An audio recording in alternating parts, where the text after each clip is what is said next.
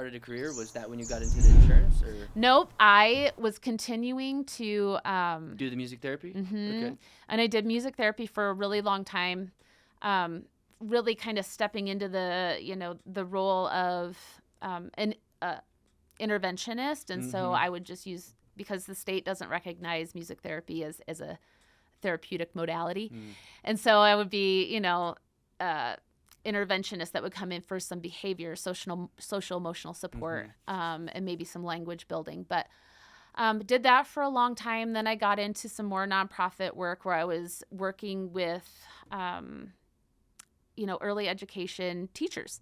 And I was helping them with their education because they have a lot of, those people are awesome. Like, those are backbones right there. Those For are sure, teachers. yeah. And so they have to have a whole level of schooling to be a preschool, to be a infant teacher. Mm.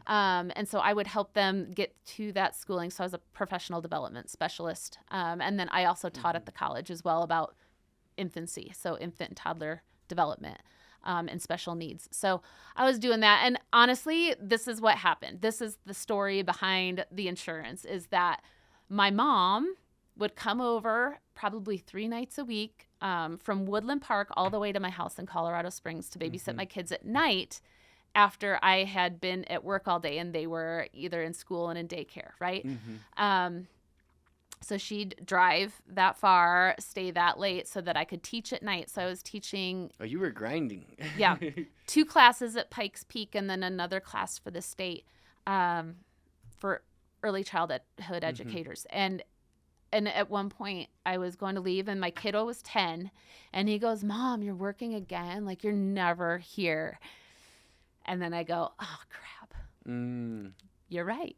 And so something had to change. And I was so focused on not needing money that in the interim I was like neglecting my own children. Isn't that ironic? You Yeah. were teaching childhood, Yes. development, and Yes. you weren't there for your child. Yes. Not saying you weren't there, but No, you but that's physically weren't exactly there. what I teach people. I said, this is what I would teach teachers. We always have to understand that the child's first teacher and the most important teacher is their parent. And what was I doing? You know what I mean? It's very ironic. Yeah. Which is probably why you were able to have that self-awareness, though, I think. Yeah. That's, I said something has to change. Yeah. And so my mom's like, "Well, maybe you should do something in sales. I don't know what, but how does that work?" So then a week later, I was taking my kid we were at Barnes and Noble because he was in tutoring, for reading. And that's where they had this. So, Children's Literacy Center is a great nonprofit. If you need a kiddo that needs help in reading, we didn't have to pay for it.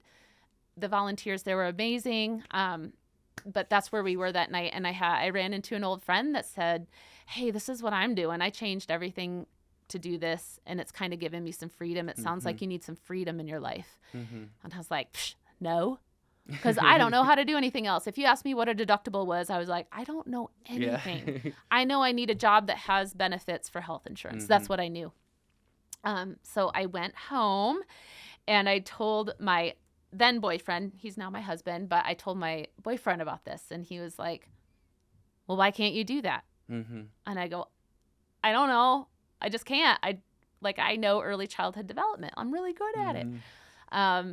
So from there, I just started taking the course, took the test. I'm like, "Oh, okay, here we go." And I had the support of him. And he's like, "It's going to be hard your first year, but we're just going to make your way through." And here we are. Nice. 7 years later. Yep. Yeah. Making our way through. And that first year, was it indeed hard? Oh, it was awful. Yeah. It was awful. I bet, yeah. Yes. Yes. I had, and I still remember this guy, and I'll have to reach out to him again to tell him that he probably doesn't know that he was meaningful to me. But, first few months, I meet with this, and this is when I was driving everywhere. So I meet with this property and casualty insurance guy that he was a warm lead, wanted some health insurance. So we talked on the phone. I went to La Junta to meet him at Village Inn, and he comes walking in, and he's got the whole cowboy getup on.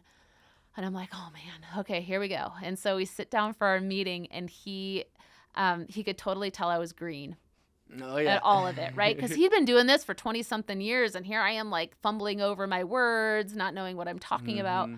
So I'm like, Hail Mary. I was like, listen, that I'm new at this. So let's just like put the insurance crap away because you're going to make a decision, yes or no on that. Obviously, I wasn't speaking this like, whatever. I was like, But I said, what's the trick? What is the trick to this business? And he said, be persistent. And I said, yeah. Okay. And I remember that day. I remember what he was wearing. I remember like the words he said. And I was like, okay, I can try to do that. And so there's days that you have to put your crap away and just be like, okay, yep, I'm done for the day. Like this day kicked my butt. Oh, yeah. But then you wake up the next day and it's a new day. And that day may kick your butt. But then you got to put it away. Okay, next day, this is what we're going to do. So I think that's the trick. Like I always did I learned, because I didn't always do this my first year because you're so hungry. But I eventually learned in that first year to do what's right for the person in front of you, even if that means letting them go. And to be persistent. And like doing those two things together has really launched my business because I was able to be seen as a trustworthy advisor that I'm going to tell you if you're in a good spot. I'm not going to tell you what you want to hear sometimes. And I'm not going to tell you that I have the best thing for you when it's not. It's very obvious that it's not, so I'm not going to try to push something on you that you don't want. So that's been really awesome for business. But then just being persistent and getting back after it, day after day after getting it handed to you. Oh, yeah. Yeah, the persistence, I think that's the reason that's important is because when you're persistent, every person you meet, everything you're talking about is about your business. It's like not every person you meet, but you're meeting multiple people and you're meeting these people and, as you're meeting more and more people and you're doing that consistently, that